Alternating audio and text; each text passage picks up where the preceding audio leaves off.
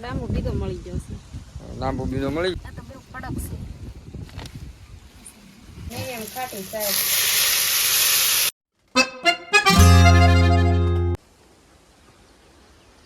હાલો YouTube family, તો અમારા નવા રેસીપી વિડીયોમાં તમારું બધાનું સ્વાગત છે. તો આજ આપણે બનાવવાનું છે નવો રેસીપી વિડીયો. શું બનાવવાનું છે? આજે આપણે બનાવવાનું છે ડાંભાનું શાક. હા, ડાંભાનું શાક બનાવવાનું છે. અને ડાંભાનું શાક પહેલી વાર આપણે વિડીયોમાં આવશે, તો બની રહ્યો છે લગીન. ચાલો બનાવી ડાંભાનું શાક. તો ફાઇનલી મિત્રો, તો આપણે આવી ગયા છીએ ખેતરમાં અને ડાંભા ગોતવા આવી ગયા છીએ. તો ડાંભા ગોતે છે બધા ખેતરમાં, કઈ જગ્યાએ છે જો પણ ગોતે. જો આ ડાંભા ગોતે છે. મળ્યો કે? હા, મળી ગયો ડાંભો. જો પણ ડાંભો મળી ગયો હે.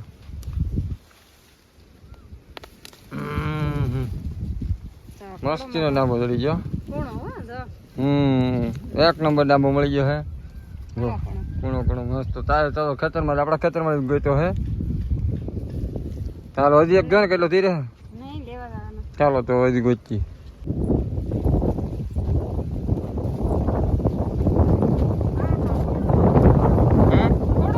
ડાંબો બીજો મળી ગયો છે.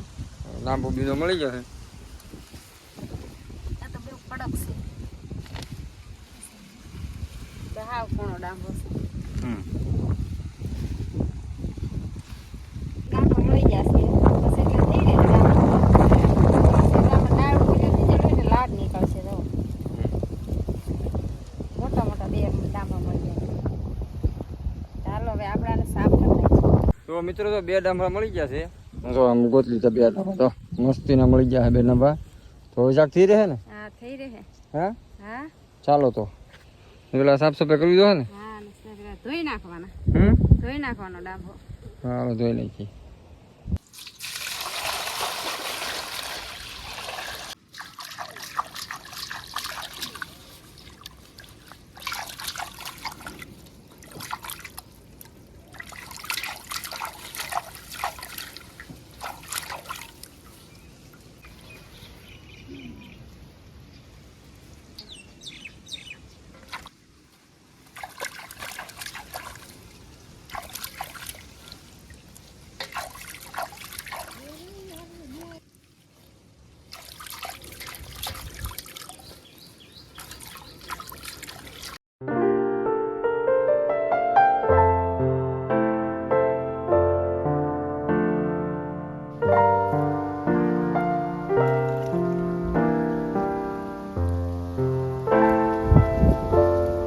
ડાંભા ધોવાઈ જશે. હવે આને કરવાનું છે આપણે કટિંગ.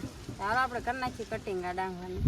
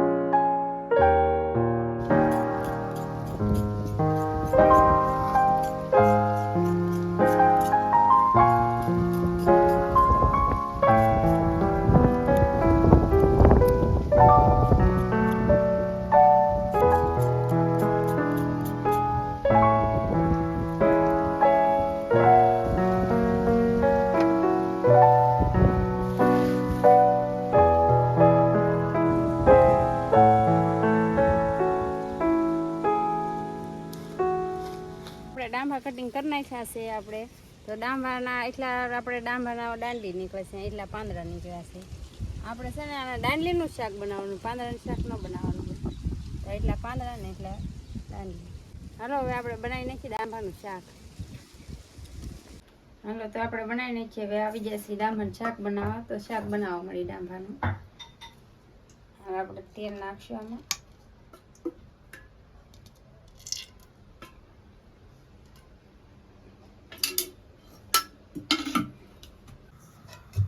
તેલ આપણે ગરમ કરવા મૂકી દેવાનું છે. આખું જીરું,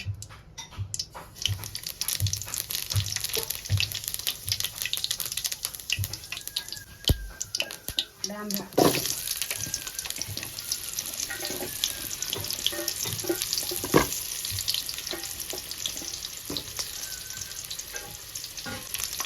મીઠું,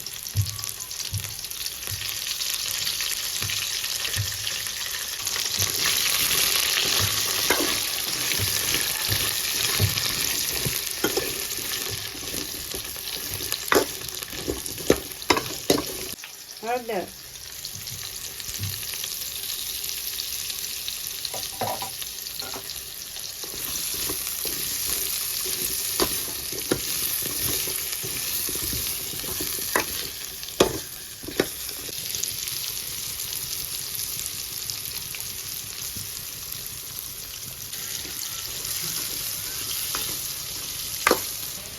મરચું,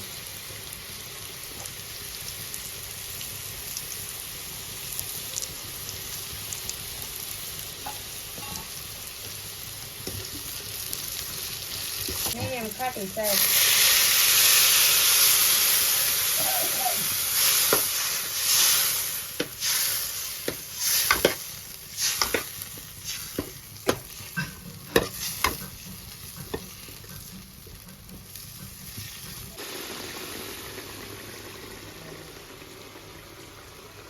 ડાંભાનું શાક સડી ગયું છે. હવે આપણે એને ઉતારી લેવાનું છે.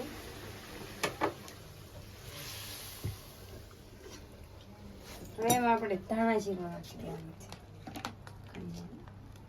આપણે એમાં નાખી દેવાનું છે ધાણા જીરું.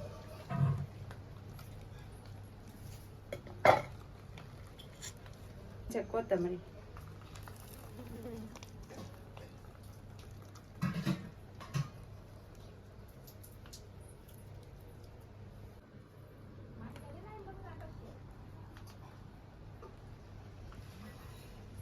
ડાંભાનું શાક બની ગયું છે. હવે ટેસ્ટિંગ કરીને કહે કે કેવું છું છે.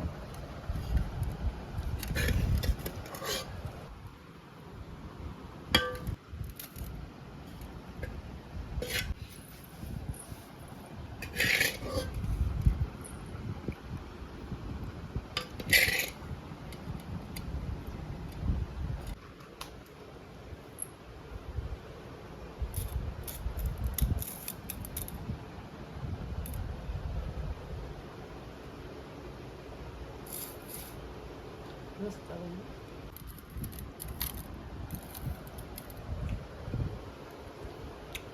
ડાંભાનું શાક મસ્ત બન્યું. હાલો અમારો રેસીપી વિડીયો તમને કેવો લાગ્યો કોમેન્ટ કરીને જરી કહી દેજો કે કેવો લાગ્યો એમ રેસીપી વિડીયો. આ વિડીયો આપણે હવે અહીં પૂરો કરી દઈએ. પાછા મળશું આ નવા બ્લોગમાં. ત્યાં સુધી જય માતાજી બધાને.